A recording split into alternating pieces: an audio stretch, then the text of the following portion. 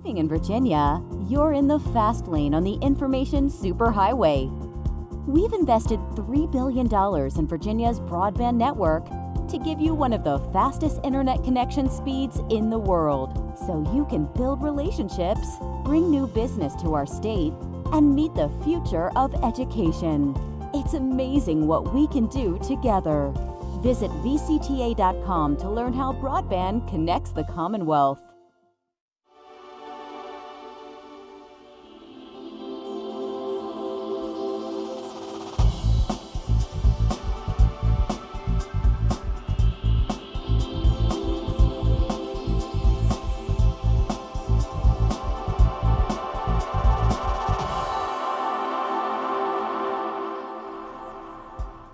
From the General Assembly and the City of Richmond, I'm Woody Evans for Cable Reports, brought to you by the Virginia Cable Telecommunications Association and Comcast, connecting Virginians to their government. We're so pleased to have the only physician in the state Senate, Senator Siobhan Dunnavant. Good to see you. Thank you, Woody. I'm so happy to be here. Good.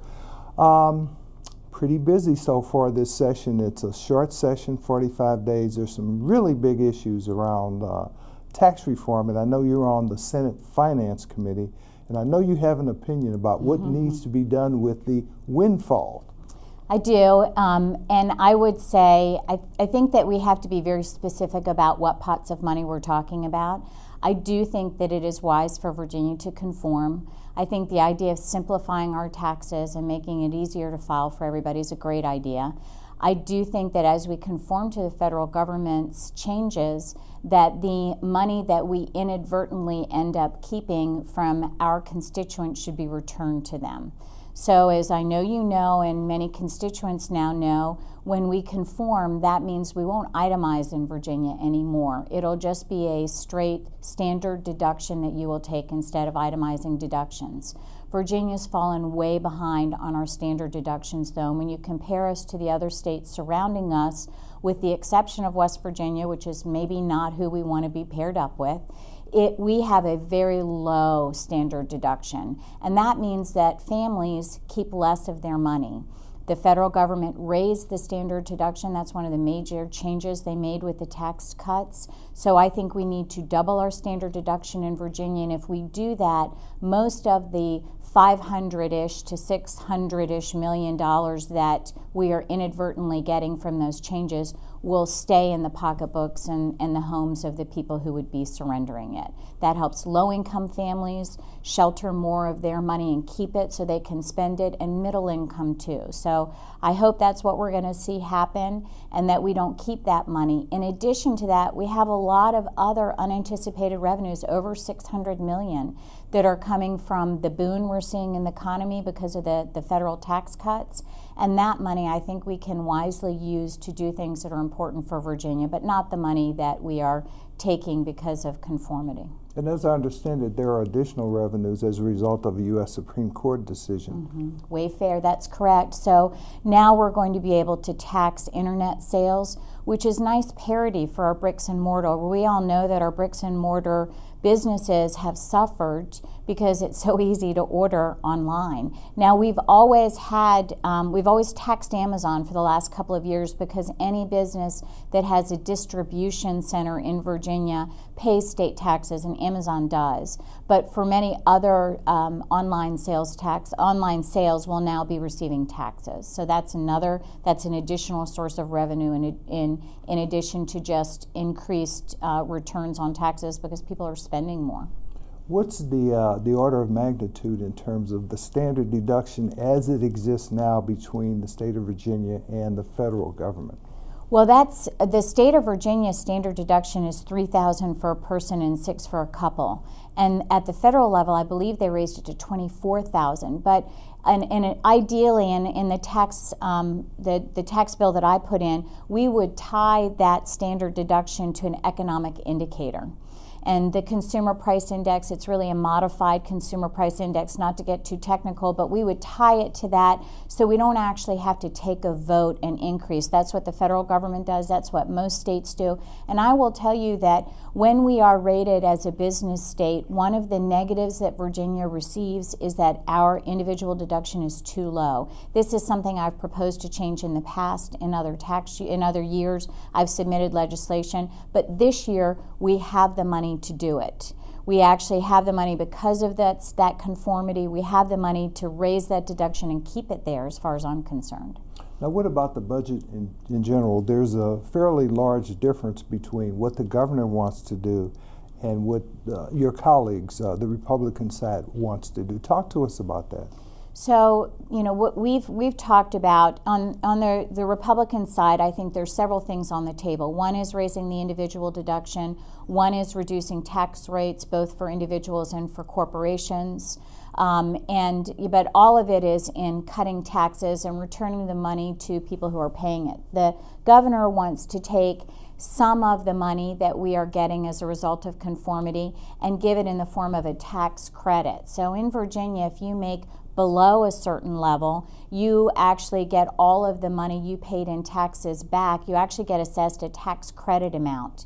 And we give you back everything you paid, but if your tax credit amount is more than that amount, if you didn't pay it, if you didn't put it into the pot, we don't give it back to you. Some states do, and that's an idea that he has to give money back to low-income people, but I'm never in favor of wealth redistribution, and so I really think that by returning that money to the people who are paying, by letting them keep that higher amount of standard deduction, we are doing the best job we can to help low-income and middle-income families keep that money. So I think that the people who are paying it should get it back. So that's the Earned Income Tax Credit. Earned Income Tax Credit is exactly right. Now, what about other priorities that the governor has in his budget, and how do they differ from what you and your colleagues are looking at? Well, I think that essentially what we're going to have to tease out is that the governor has spent pretty much all or has allocated pretty much all that $1.2 billion, which is the maybe $600 million that's from tax conformity and $600 million that is from just increased revenues and money that we are realizing as a result of the economy that we see now. And so we definitely agree on things like making sure that our rainy day fund is shored up and is on a trajectory to have the right amount set aside as we move forward, because Virginia has a little bit more risk in financial issues because we receive so many contracts from the federal government. So when there is sequestration, if we have real sequestration, we have to have a pocket of money to sustain ourselves through whatever that challenge is. Now, what is sequestration? That's a cap on what the federal government can spend? That is, or even that the federal government decides to not spend. If they don't have a budget and they're not spending money and there's no money coming, then the contracts that we have don't get paid. So we don't collect taxes, and it can be a net negative, maybe temporarily, but certainly when we've had sequestration in the past, it had a big negative effect for a long time on our economy. And so we need to be ready for that. Virginia needs to plan a little bit differently than other states because we have a little bit more risk in that arena than other states have. And of course, there's a state constitutional requirement to balance the budget, is there not? Always, exactly right. And I think we've suffered in some of our primary objectives, education, transportation, other arenas have really had some challenges when we have had a downturn in the economy because we have to cut everybody to keep that balanced budget. So let's draw on your expertise as a physician, and I know you're very busy. I know you still see patients during the course of the session. Tell us what is needed. I know that you are pursuing legislation in terms of cutting costs, for example, and making health care more affordable to small businesses, individuals, and contractors.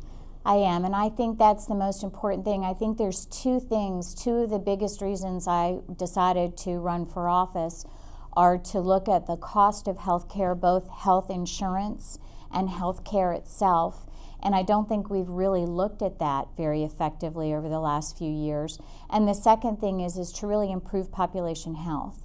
So this year, to try and accomplish some of those things, I have a piece of legislation in that will allow you to be sure that what you pay for prescription medication actually goes to your deductible. You may have had this experience, most people have, that you go to get an expensive prescription from the pharmacy, and the pharmacy will say, well, I can give it to you for $250 under your health plan, and that will count to your deductible. But with these coupons, I can give it to you for $100, but that won't count to your deductible. So we leave patients in this vice of trying to make bad cost decisions just so that ultimately they might meet their deductible and get more help from their insurance company. And we all have much higher deductibles now.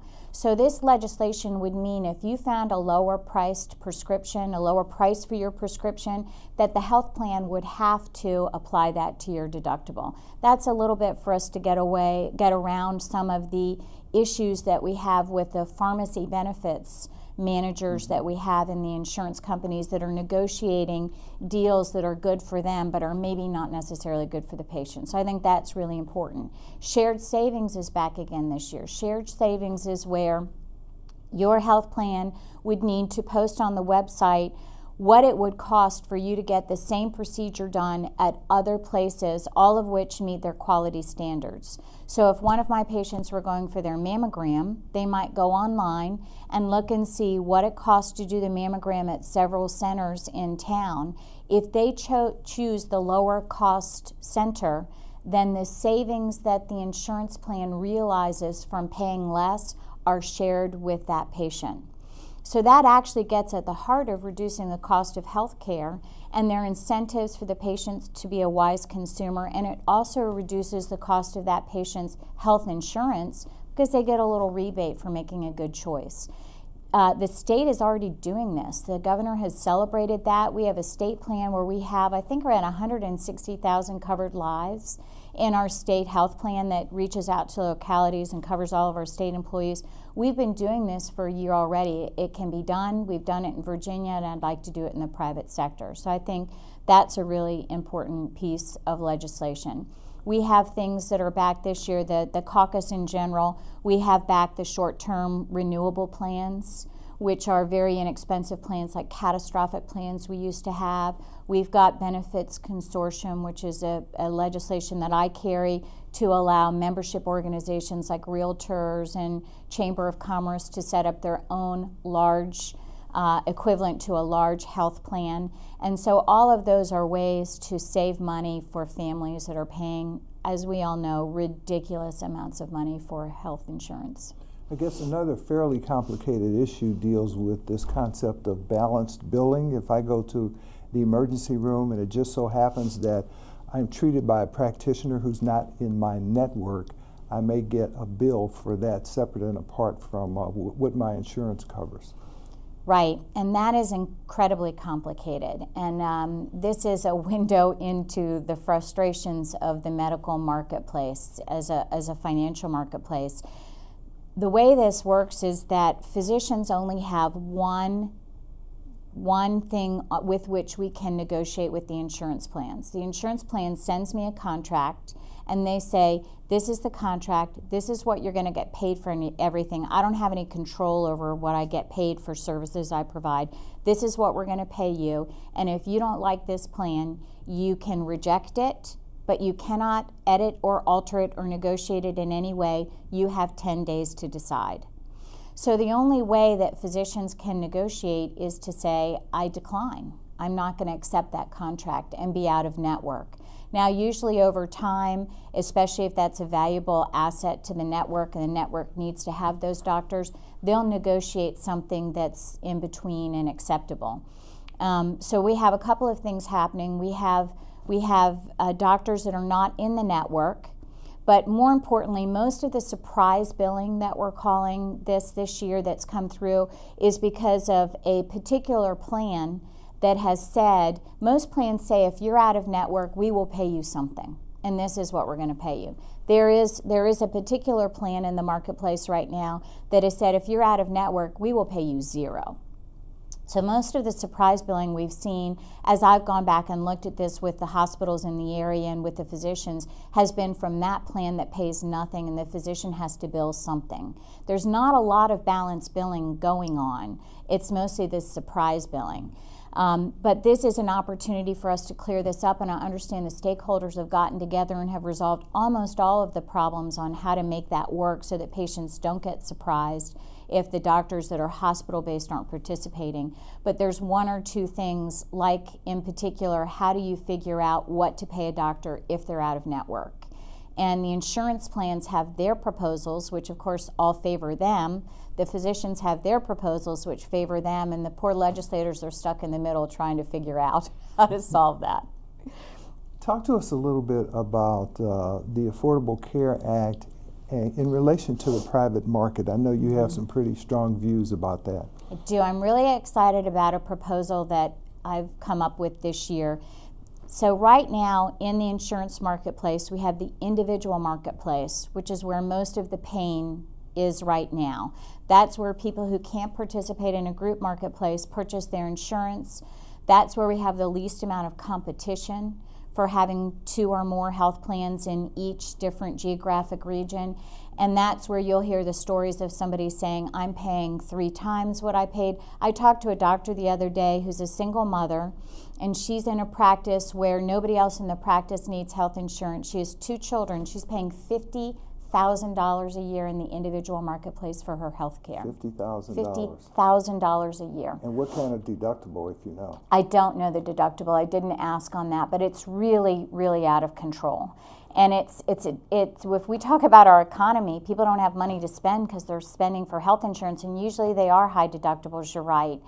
In addition to the individual marketplace, we have this small group marketplace, which is up to about 200 employees, and that's where costs are much lower, but you go in and you buy a package deal. You go to Anthem and you say, Anthem, let me see what you have, and you purchase a plan there. But in that group marketplace, because of a pool, you have less expensive health insurance. The third pocket of health insurance is called the large group marketplace. And these are places like Altria and Capital One, where they are what we call self-insured. When you're self-insured, it's a special kind of marketplace. Number one, you pay fewer taxes on a few things. You are regulated by the federal government instead of the state. But you take the 4 pillars of an insurance plan and you negotiate them separately. So the insurance plan you and I buy from Anthem in a group marketplace has a network of doctors that you can see. It has a pharmacy benefits plan. It has a benefits plan, which is what we do to cover your disease, what's included, what's not included. And then it has a way to pay for higher costs, and that's called reinsurance. So basically, there's self-insured companies have a pool of money, and they say, if the insurance costs go over, say, $80,000 a year, we're going to pay out of this pool. They don't pay to infinity out of that pool because somewhere along the line they have something called stop-loss insurance. And they say above this amount, the insurance is going to cover that. So they have a way to cover all the fees and to balance things out, but because they negotiate it separately and because of some of the decreased regulatory issues, it's the least expensive form of health insurance. The other really amazing thing about large group health insurance is it is where the action is for improving population health. So these private sector businesses have demanded an enormous amount from their benefits plan managers. And they are doing things like saying, okay, I look at your population and you've got a lot of diabetes in your population. So we are going to develop a special plan to take care of your diabetics. And they give them glucometers that communicate directly with the case managers and the nurses in the program that help them make sure that they control their diabetes and keep their hemoglobin A1C low. They work specifically to reduce the number of days that people that they're covering in their population spend in the hospital. They can measure not only how much they're improving the population health of their individuals, but how much money they're saving by doing so. My proposal is that we take the individual marketplace in Virginia, and this would require a waiver from the federal government, and we create a large group plan We would put it under the SCC with a nonprofit corporation. State Corporation Commission. State Corporation Commission, and we would be able to set up, essentially, that's about 350,000 covered lives in our individual marketplace. But we would be able to reduce the cost of health insurance in that marketplace by doing the same things that the large employers are doing, and we would be able to take that chronic disease population that doesn't maybe necessarily have great resources and connect them very intimately with case management and protocols that can really improve their health care. And that will lower cost, which will again lower the cost of the health insurance, but it's actually getting at my ultimate goal, which is people will be healthier because they're getting the hands-on that they need. So I'm very excited about it. This is probably the first time I've talked about it in public because we just took it to laid it on the clerk's desk last week. So it's taken a long time. We've been talking with CMS on this. They're receptive and very excited and interested in giving the waiver. CMS is the federal entity. Federal government Yes. that regulates. And so this would be all private sector. There would be competition. There would be more than one benefits plan manager, but it's something that I think nobody has done before, and it makes sense, and it's predicated on what's already happening in the marketplace, and I think it's a way for us to really make a difference in a lot of people's lives. You keep hearing that the care of your teeth is very important, Oh, and it it really can is. indicate other healthcare problems. What about offering dental care at a reasonable cost? You know, it's interesting because within our Medicaid marketplace, we have 6 plans that offer Medicaid coverage. Somehow that seems to be a desirable place to be because our Medicaid providers are offering dental for free right now to recruit people to come to their plan out of the 6. So I think dental does need to be included. We need to do, and it's absolutely true, we need to include it. We just have to figure out how to do it. They've always remained somewhat separated from the rest of the health conversation because they often don't take insurance. Right. So we're going to have to figure that out. What about accountability in the healthcare system? Instead of paying for tests and procedures, paying for success with patients. I love that, but that's back to that benefits plan managers. When I was doing more things before I ran for office in the community, we set up something at the hospital with HCA that was called clinical integration. And it's where doctors got together and they agreed on what the best practices were for taking care of a patient. They solved the problems of losing a patient between their discharge from the hospital and when they next saw the doctor. And in integrating all of that, we were able to make sure that we all made sure that patient stayed well. In the past, doctors would say, well, I told them what to do in my office and they didn't do it. Well, now we have case management to kind of make sure that we connect all those dots and make sure a patient can afford their medications and that they take them and that they get the education that they need. So I think that kind of accountability is what we can build into a benefits plan manager if we can maybe micromanage that by looking at the population and saying, it's always the cost that drives maybe the innovation, right? But it just so happens that in this case where we look at where the costs are, fixing it means we're actually fixing people's health. I understand that a holistic approach, as you suggest, is very important. Housing, for example, Yes. is as important as anything else. And I think you have Essex Village in your district. Talk to us about the needs there and why housing is so important. So there's 2 conversations to have about housing. One is, how are we doing on our Section 8 housing and some of our other housing? And I would say not so great. And I think that the federal government is really trying to change HUD and make some changes to improve it. I personally think that they should decentralize it, give block grants to the state, and let us fix it. I think that it's a very complicated process that is bogged down by a lot of federal legislation over time. And that is a real issue, and we need to fix that because there are young families that are living, they are told if you want to have support from the federal government, you must live here. Unfortunately, that's where the crime goes. They're not committing the crime. Their children are just subject to it.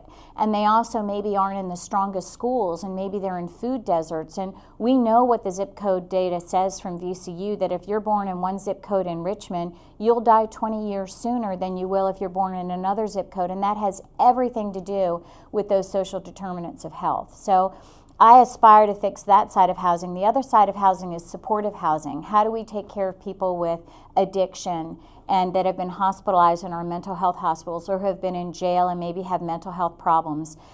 We are going to have recidivism much more likely into either a hospital or a jail if somebody doesn't have a safe place to live. So we've been investing over the last few years on supportive housing. It's been extremely effective. We funded about $5 million, I believe, 2 years ago. That has provided supportive housing for over 700 individuals in Virginia. There's money in the governor's budget, and I hope and will be arguing in behalf of making sure we have more supportive housing so that we can meet the overall needs in Virginia. I'm not sure what the number is. I think it could be around 4,000. That we need 4,000 individuals that we really need to have supportive housing for, but we need to work towards that end so that we actually give human beings a chance to prosper, which is the ultimate goal, but it also happens to save the state a lot of money in having people go back to jail and hospitals. And of course, as a mother of four, you have a great interest in education, and I know you have some educational initiatives. I do. I'm excited about some of the education initiatives this year. In elementary school, I think I've found a way for us to get virtual schools. And it's by working through the Department of Education. We would have a single platform that all of the educational programs in Virginia would be run off of. And we would develop on their curriculum that meets the standards of learning across Virginia. And you could either take all those classes at home, a teacher in a classroom could use what's prepared for them, or they could make their own lesson plan, and kids could mix and match. So the exciting part about that is it'll give us access to a lot of different classes. It'll fill in holes. We'll have the same quality math program even in places that we don't have math teachers. And it'll allow for individual instruction. If the teacher uses a platform, she may be teaching on the Constitution, and she may say, you can learn this 3 different ways. You can go read a paragraph and write, you can watch a video, or you can play a game. So this is now getting down to how do kids learn? And so I think that this virtual education will be a big boon. It'll also help when we were just talking about social determinants of health. If you're in an area where your school maybe is weaker, you now are going to have that elevated by having access to these other programs that can help your kid achieve as if they were in a school that was maybe one of the more highly rated schools.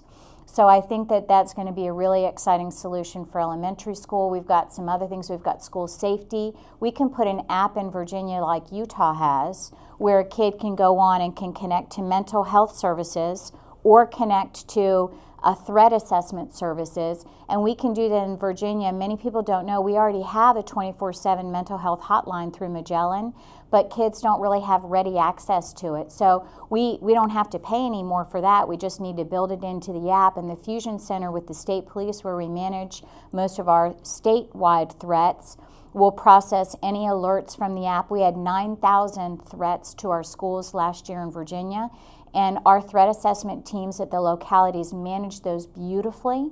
And what we'll do with the Fusion Centers, have them set up the app so that we can get that information to the threat assessment teams. Great. Well, thank you for being with us today, Senator Siobhan Dunnavant. Thank you so much, Woody. Thank you for watching Cable Reports, brought to you by the Virginia Cable Telecommunications Association and Comcast. Until next time, I'm Woody Evans.